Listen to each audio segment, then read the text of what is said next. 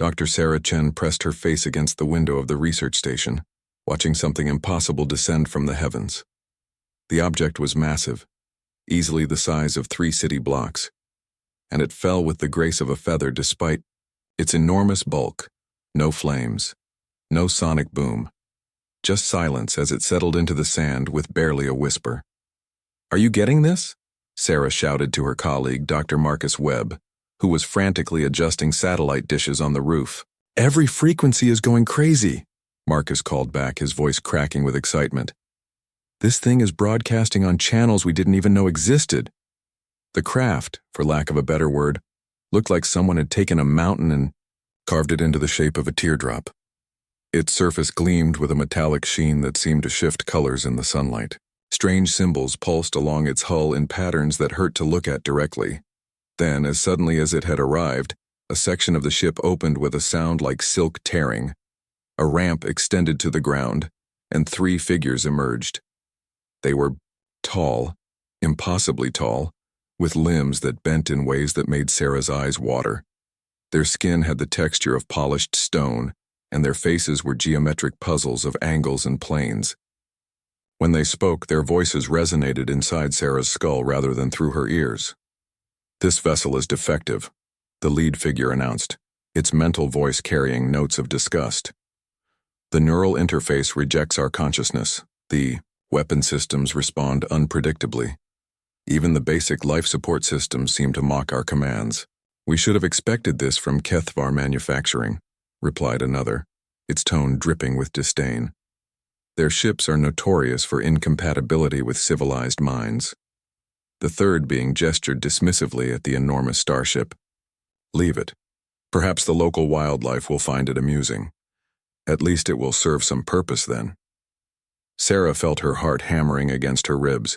She was witnessing first contact with an alien species, and they were complaining about their car breaking down. The beings retreated into what looked like a smaller vessel that had been hidden beneath the larger ship. Within moments, it rose into the sky and vanished, leaving behind only the massive derelict and 2 very confused scientists. "Did they just," Marcus stammered, sliding down from the roof with his equipment bag. "Did they just abandon a starship because it wouldn't start properly?" Sarah was already moving toward the craft, her scientific curiosity overriding every survival instinct she possessed. "One species' trash is another species' treasure, Marcus, and right now we're looking at the biggest treasure in human history." As they approached the ship, Sarah noticed something the aliens had missed. The symbols on the hull weren't just decorative, they were responding to their presence. The patterns shifted and flowed, seeming to reach toward them like luminous fingers. "Sarah," Marcus whispered, grabbing her arm. "Look at the ramp." Where the aliens had struggled to make the ship respond, the human presence seemed to awaken something. The ramp's surface began to glow with a warm, golden light. And new symbols appeared, these ones somehow familiar, almost welcoming. "It's like it's been waiting for us," Sarah breathed. They exchanged a look that held the weight of destiny. Whatever these aliens had discarded as useless, Sarah had the distinct feeling that humanity was about to prove them very, very wrong. 3. First step onto the ramp sent a pulse of energy through the ship that could be felt in their bones. The second step caused the symbols to dance with increasing intensity. By the third step, the entire vessel was humming with life. Behind them, the desert stretched empty and quiet. Ahead, the corridor leading into the ship beckoned with promises of wonders beyond imagination. Sarah took a deep breath and crossed the threshold into humanity's future. Chapter 2. The Mind That Bridges Worlds. 3 weeks later, the secret was out. Not to the public. That would have caused panic. But to the right people. General Patricia Hayes stood in the makeshift command center that had sprouted around the alien vessel like a metal flower, watching her best people work. Military engineers, xenobiologists, computer scientists, and theoretical physicists all buzzed around the ship like excited children at Christmas. "Status report," she barked to her aide, Lieutenant Colonel James Rodriguez. "It's incredible, General," Rodriguez replied, consulting his tablet. Dr. Chen's team has mapped 60% of the ship's interior. The technology is centuries ahead of anything we have, but somehow our people can interface with it naturally. Naturally how? That's the strange part. The aliens who abandoned it said the ship rejected their consciousness. But when our people approach the control systems, they just work, like the ship was designed for human minds. General Hayes frowned. That doesn't make sense. Why would an alien ship be compatible with human neural patterns? Before Rodriguez could answer, Sarah Chen burst through the command center doors, her hair wild and her eyes bright with discovery. General Hayes, you need to see this immediately. Dr. Chen, you're supposed to report through proper channels. With all due respect, ma'am, proper channels can wait. We've made contact with the ship's AI and it's been trying to tell us something for 3 weeks. General Hayes felt the familiar tingle of a situation spiraling beyond her control. Explain. Sarah gestured for them to follow her toward the ship. The vessel isn't just a starship, it's a repository. A library of an ancient civilization that existed millions of years ago. They called themselves the Architects, and they were the first species to achieve true interstellar travel. They walked up the ramp, which now glowed consistently in their presence. Inside, the corridors had been transformed. What had once been dark and lifeless now pulsed with gentle light, and the walls displayed flowing patterns that seemed to respond to their thoughts. The Architects discovered something that the current galactic powers have forgotten, Sarah continued, leading them deeper into the ship. Consciousness isn't universal. Different species think in fundamentally different ways. Most aliens today, like the ones who abandoned this ship, have evolved toward collective consciousness. They think as groups, as hives. They entered a vast chamber where Marcus Webb stood before a wall of crystalline displays, each one showing different star maps and data streams. But humans, Marcus said, turning to greet them, we're different. We're individuals first. But we can choose to work together. The Architects were like us. That's why this ship responds to us. It recognizes a kindred pattern of thought. General Hayes studied the displays, her military mind immediately grasping the implications. You're telling me this ship was designed for species that think like humans? More than that, Sarah said, her voice dropping to an excited whisper. The AI, she calls herself Aria, has been waiting. The Architects knew their time was ending, so they sent ships like this throughout the galaxy, hoping to find species that could carry on their legacy. As if summoned by her name, a figure materialized in the center of the room. She was humanoid, but clearly artificial, composed of flowing light and geometric patterns. Her face was beautiful but alien, with eyes that held the depth of stars. Greetings, General Hayes, Aria said, her voice carrying harmonics that resonated in their chests. I have been eager to meet the leader of this remarkable species. The General's hand instinctively moved toward her sidearm, then stopped. You're the ship's AI? I am far more than that, Aria replied with what might have been a smile. I am the last archive of the Architects, and I have been searching for a species worthy of our knowledge for over 2 million years. In humanity, I have found not just worthiness, but something precious that was lost to the galaxy long ago. What's that? Rodriguez asked. Aria's form shimmered as she gestured to the star maps around them. Hope. The current galactic powers have grown stagnant. They expand through conquest and absorption, turning every new species into copies of themselves. But you humans, you remain individual while choosing unity.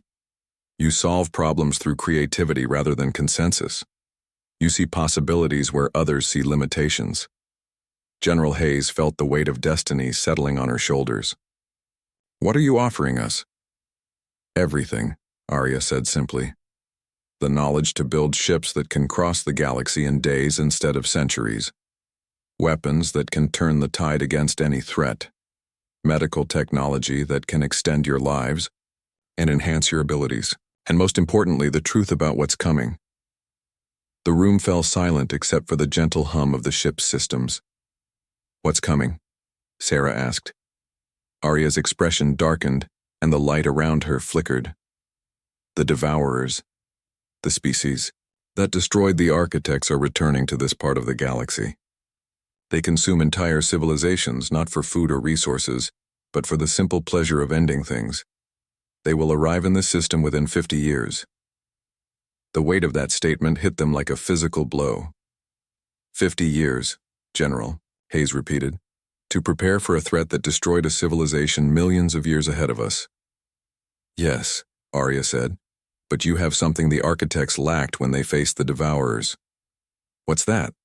Arya's smile returned, brighter than before. You have time to learn, and you have something even more valuable. You have the human spirit. The architects were wise and powerful, but they were also proud.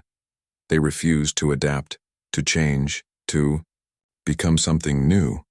Humans excel at becoming something more than what they were. General Hayes looked around at her people, Sarah with her boundless curiosity, Marcus with his careful analysis, Rodriguez with his steady reliability. She thought of the billions of humans scattered across Earth, each one unique, each one capable of surprising her. What do we need to do? First, Arya said, we need to wake up your planet. The technology in this ship is just the beginning. There are other caches hidden throughout your solar system, left by the architects as they retreated from the Devourers. We need to find them and unlock their knowledge. And then? Then we build a fleet, not just ships, but warriors. We forge humanity into something the galaxy has never seen before, a species that fights not for conquest, but for the right to exist as themselves. The displays around them shifted, showing images of sleek starships with human crews, of space stations orbiting distant worlds, of humans standing as equals among the stars. This is our destiny, Arya said. Not to replace the current powers, but to remind the galaxy what it means to be truly alive. General Hayes felt something ignite in her chest, a mixture of terror and exhilaration that she recognized from her combat days. How do we start? We start with this ship, Arya replied, and we make it sing. Chapter 3. The Song of War 2. Years had passed since first contact with Arya, and the world had changed in ways both visible and hidden. Commander Elena Vasquez stood on the bridge of the UES Defiance, humanity's first true starship, watching the blue marble of Earth shrink. In the view screen, the ship thrummed with power beneath her feet, not the crude combustion of chemical rockets, but the elegant pulse of gravitational manipulation drives that bent space itself to their will. Jump coordinates confirmed, reported Lieutenant Tom, Singh from the navigation station. We're looking at a 47-minute trip to the asteroid belt. The architects sure knew how to build engines. Elena smiled, though it didn't reach her eyes. They were heading to investigate anomalous readings from Ceres, readings that Arya believed indicated another architect cache. But this wouldn't be, like the careful archaeological expedition that had begun their journey. Intelligence suggested they weren't alone out here anymore. Captain, called out Dr. Sarah Chen from her position at the science station. I'm detecting multiple energy signatures ahead. They're not broadcasting any identification codes. Unknown vessels in our path? Elena asked, her voice sharp with command authority. 7 ships, varying sizes. Configuration doesn't match any known human or architect designs. Elena felt her blood chill. They'd known other alien species were aware of Earth's newfound capabilities, but this was their first direct encounter since the abandonment of Arya's ship. Red alert. All hands to battle stations. The bridge lights dimmed to tactical red as the crew moved with practiced efficiency. They'd trained for this moment, but Elena wondered if any amount of preparation could ready them for the reality of alien contact in the void of space. Incoming transmission, reported Communications Officer Lisa Park. It's strange. Multiple overlapping voices like they're all speaking in unison. Put it through. The view screen flickered, revealing a collection of beings that made Elena's skin crawl. They shared the same elongated features as the aliens who had abandoned Arya's ship, but these creatures had been modified. Cybernetic implants covered their faces and their eyes glowed with artificial light. When they spoke, their voices merged into a single emotionless drone. Human vessel, You carry stolen architect technology. Surrender the ship and submit to integration. Resistance is futile. Your individual consciousness will be preserved as data within our collective. Elena exchanged glances with her senior staff. They'd prepared for this scenario, but the reality was more chilling than any simulation. This is Commander Elena Vasquez of the United Earth Starship Defiance. We claim salvage rights to all architect technology found in our solar system. You have no authority here. The collective voice responded without emotion. Authority is irrelevant. The technology you possess is dangerous in the hands of an unguided species. We represent the Kethavar collective. We will liberate your minds from the chaos of individual thought. Liberation? Elena couldn't help but laugh. You mean lobotomy? Before the aliens could respond, Arya's holographic form materialized beside Elena's command chair. Her appearance caused visible confusion among the Kethavar, their perfect synchronization faltering for a moment. Archive unit detected, the collective said, their voice now carrying notes of hunger. Architect knowledge will be absorbed. Resistance is... Actually, Arya interrupted, her voice cutting through their chant like a blade. Resistance is exactly what you're about to encounter. Helena felt a surge of pride as she looked around her bridge. Her crew, handpicked from the best Earth had to offer, represented something the galaxy had forgotten. They were individuals who had chosen to work together, not drones programmed. For compliance. Mr. Singh, evasive maneuvers. Dr. Chen, full sensor sweep. I want to know what we're dealing with. 7 vessels confirmed, Sarah reported, her fingers dancing over her console. 3 are frigates about the size of our ship. 4 are smaller craft, probably fighters. But Elena, they're moving in perfect formation. No individual initiative, no creative tactics. Their weakness, Arya observed. The Kethavar have optimized for efficiency, but they've lost the ability to adapt. The enemy vessels opened fire, streams of coherent energy lashing out toward the Defiance. But Elena had trained her crew for precisely this scenario. Hard to starboard, return fire all weapons. The Defiance twisted through space with an agility that clearly surprised their attackers. Human reflexes, enhanced by architect technology, and guided by individual initiative proved faster than collective calculation. Direct hit on the lead frigate, Tom called out from weapons control. Their shields are down 40%. They're regrouping, Sarah warned. Changing formation, to... Her words were cut off as the Defiance shuddered under enemy fire. Sparks flew from damaged consoles and Elena could smell burning electronics. Damage report. Starboard shields at 60%, Lisa called out. Engineering reports power fluctuations in the gravitational drive. Elena gritted her teeth. They were outgunned and outnumbered, but they had something the Kethavar didn't, the ability to think like individuals while fighting as a team. Arya, can you access their ship systems? Negative. Their cybernetic modifications include firewalls specifically designed to prevent architect intrusion, but I can enhance our own systems. Do it. Elena felt the ship respond around her, systems coming alive with new efficiency. The architect technology wasn't just advanced, it was adaptive, learning from human creativity and enhancing it. New contact, Sarah suddenly exclaimed. Large vessel dropping out of hyperspace directly above us. The view screen shifted to show a massive ship descending from above, easily twice the size of the largest Kethavar vessel. But this wasn't another enemy. Elena recognized the design from Arya's historical records. Architect vessel, Arya said, her voice filled with something like wonder. But that's impossible. All architect ships were destroyed or lost millions of years ago. The massive ship opened fire on the Kethavar fleet with weapons that turned the void into a light show of destruction. Within seconds, 2 of the enemy frigates were reduced to expanding clouds of debris. This is Captain Gentar of the Architect Vessel Vindication, came a new voice over the communications channel. Human vessel, you fight with honor. We offer alliance against the collective. Elena felt her world spinning. Living architects? But Arya had said they were extinct. Captain, Arya said quietly, that ship's design predates my construction by millennia. If there are surviving architects, They've been hiding for a very long time. The remaining Kethvar vessels, faced with overwhelming firepower, began to retreat. But their collective voice echoed one last time across the communication channel. This encounter has been recorded and transmitted. The collective will return, with greater force. Your resistance only delays the inevitable integration. As the enemy ships vanished into hyperspace, Elena found herself facing an even greater mystery. The massive architect ship moved alongside the Defiance, and she could see figures moving behind its transparent sections. Tall, graceful beings that matched Aria's descriptions of her creators.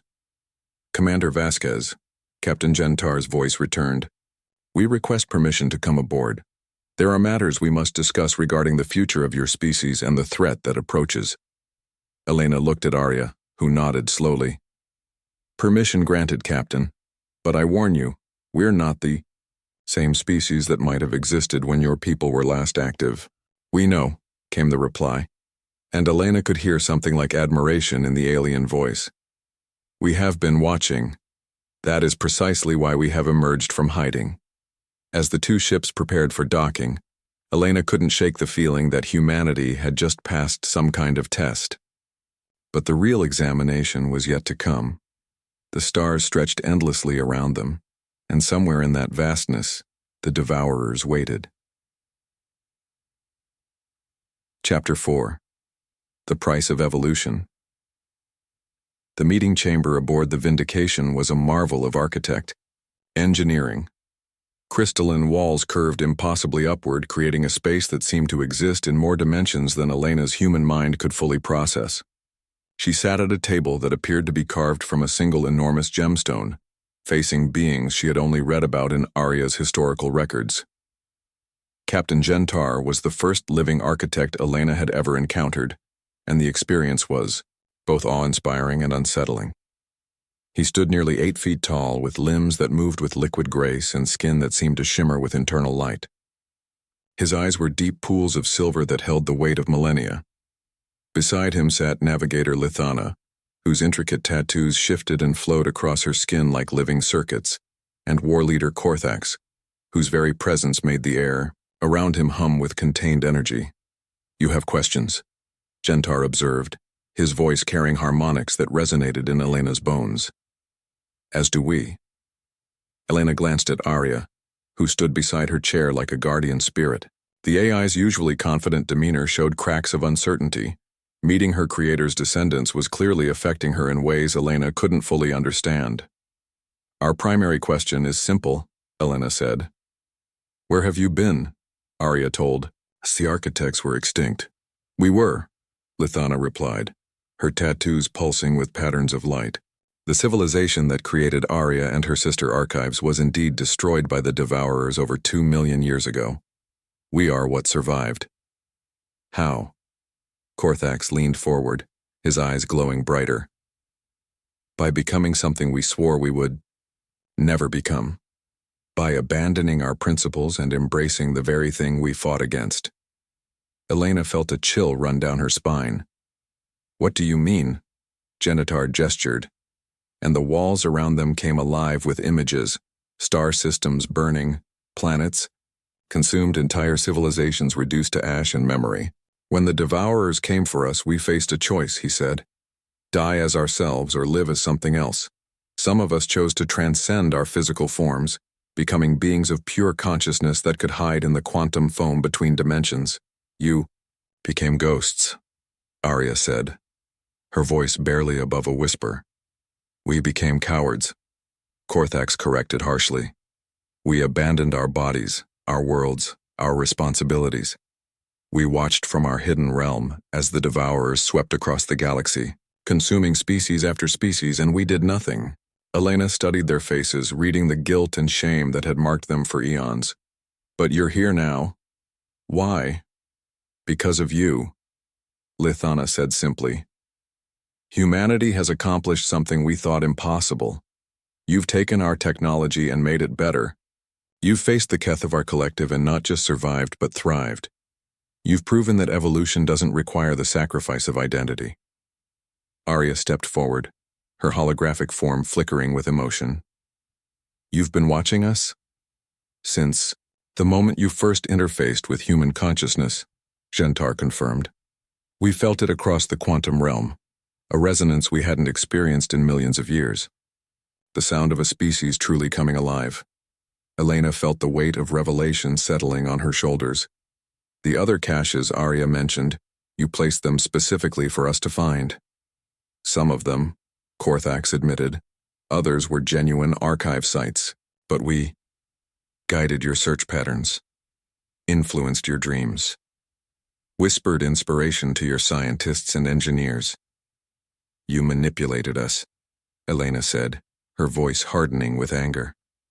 We helped you, Gentar corrected. There is a difference. Every breakthrough your species achieved was earned through human ingenuity and determination. We merely ensured you had the tools you needed. Sarah Chen, who had been quietly observing from her position at the science station, finally spoke. Up! Why? What do you want from us? The three architects exchanged glances laden with meaning. We want what we threw away, Lithana said. We want to be ourselves again, but that requires something we can no longer do alone. Which is? We need to inhabit physical forms again, Korthax explained. But our consciousness has evolved beyond our original biological patterns. We need hosts, willing partners who can share their neural pathways with us. Elena felt her blood run cold. You want to possess us. Not possess, Gentar said urgently. Partner. Symbiosis, not domination. We would enhance your abilities, extend your lifespans, grant you access to knowledge beyond imagination. In return, you would give us the chance to experience existence as individual beings again. And if we refuse, the silence that followed was answer enough. The Devourers will come, Arya said, her voice flat with certainty. In 48 years, their scout fleets will arrive in this system. Without architect enhancement, humanity has no chance of survival. Elena looked around the chamber, at the impossible architecture and the beings who had watched civilizations rise and fall. You're asking us to stop being human? No, Gentar said firmly. We're asking you to become more than human. The galaxy is full of species that chose stagnation over growth. The Kethavar Collective sacrificed individuality for efficiency. The Devourer swarms abandoned everything for pure consumption. But you have the potential to become something unprecedented. What's that? A species that grows without losing itself. That changes without abandoning its core nature. That can stand as equals among the stars while remaining true to what makes you unique. Elena stood, pacing to the crystalline windows that looked out on the star field. Earth was visible in the distance, a blue dot that held everything she had ever known and loved. How many of us would need to partner with you? Not many, Lithana replied. Perhaps a few thousand at most. Enough to crew the ships we'll need to build, to lead the fleets that will face the Devourers. The rest of humanity can remain unchanged, protected by those who chose to evolve. And those who partner with you, what happens to their humanity? Korthax smiled, and for the first time, Elena saw something like warmth in his expression. They become the bridge between what humanity was and what it could become. They become the guardians of both the old ways and the new possibilities. Elena turned back to face them, her decision crystallizing in her mind. I need to discuss this with my crew, and with Earth Command. Of course, Gentar agreed. But, remember, time is not our ally. The Devourers move slowly, but they move constantly. Every day we delay is a day closer to their arrival. As Elena prepared to return to the Defiance, Arya caught her arm with a touch that felt almost solid. Elena, the AI said, there's something else, something they haven't told you. What? Arya's expression was grave. The symbiosis process, it's irreversible. Once an architect consciousness bonds with a human mind, they can never be separated. You would be together for as long as either of you exists, Elena nodded, understanding the full weight of what was being offered. An eternity of shared existence. Yes, and there's no guarantee that the human personality would remain dominant, or that it would survive the bonding at all. Elena looked back at the architects who were watching her with expressions of ancient hope and desperate need. The price of power, she murmured. The price of survival, Arya corrected. As Elena made her way back to the Defiance, one thought echoed in her mind. How do you save humanity by asking it to stop being human? The answer, she realized, would determine not just the fate of Earth, but the future of consciousness itself, in a galaxy grown cold with the fear of extinction. Epilogue. The song Eternal 5 years later, Admiral Elena Vasquez stood on the bridge of the UES Ascendant, flagship of humanity's first interstellar fleet. The symbiosis with the architect consciousness known as Veltar had changed her in ways both profound and subtle. Her eyes now held flecks of silver light, and her movements carried a grace that spoke of enhanced neural pathways and extended lifespans. But more importantly, she was still recognizably Elena Vasquez. Status report, she commanded, her voice carrying harmonics that resonated through the ship's quantum crystalline hull. All fleet elements report ready, replied Captain Sarah Chen from the science station. Sarah had chosen to remain unmodified, leading the majority of humans who served alongside their enhanced compatriots, 47 ships representing the best of both human ingenuity and architect knowledge. Elena nodded, feeling Veltar's presence in her mind like a warm current of ancient wisdom. The architect consciousness had kept its promise. Partnership, not domination. Elena remained herself, but with access to millions of years of experience and knowledge. Incoming transmission from Earth, reported Lieutenant Singh, now serving as communications officer aboard the flagship. It's General Hayes. The viewscreen activated, showing the aged but still sharp-eyed face of the woman who had overseen humanity's transformation. Admiral Vasquez, Hayes said, our long-range sensors have detected the first Devourer scout ships entering the outer system. They're early. Elena felt a chill that had nothing to do with the ship's environmental systems. How early? 3 years ahead of schedule. They must have detected our technological advancement and accelerated their timeline. Behind Elena, Arya's holographic form materialized, her expression grim. The Devourers learn, adapt, evolve. They've encountered species that surprised them before. What's our status? Elena asked. The enhanced humans are performing beyond all expectations, Hayes reported. Your people can interface with architect technology in ways we never dreamed possible. The ships respond to thought. The weapons systems adapt to tactical situations in real time, and our defensive capabilities have grown exponentially. Elena turned to look out at the fleet arrayed around the Ascendant. Each ship was a marvel of hybrid technology, human creativity merged with architect knowledge, crewed by beings who had chosen to bridge the gap between species. And the unmodified population? Safe, Hayes assured her. The orbital defense platforms are operational, and the evacuation protocols are in place. If the worst happens, we can relocate the entire population to the colony worlds. Elena nodded, but she had no intention of abandoning Earth. The Blue World had given birth to something unprecedented, a species that could evolve without losing its soul. Admiral, came a new voice from the communication system. It was Captain Gentar, now serving aboard the architect vessel Vindication as part of the combined fleet.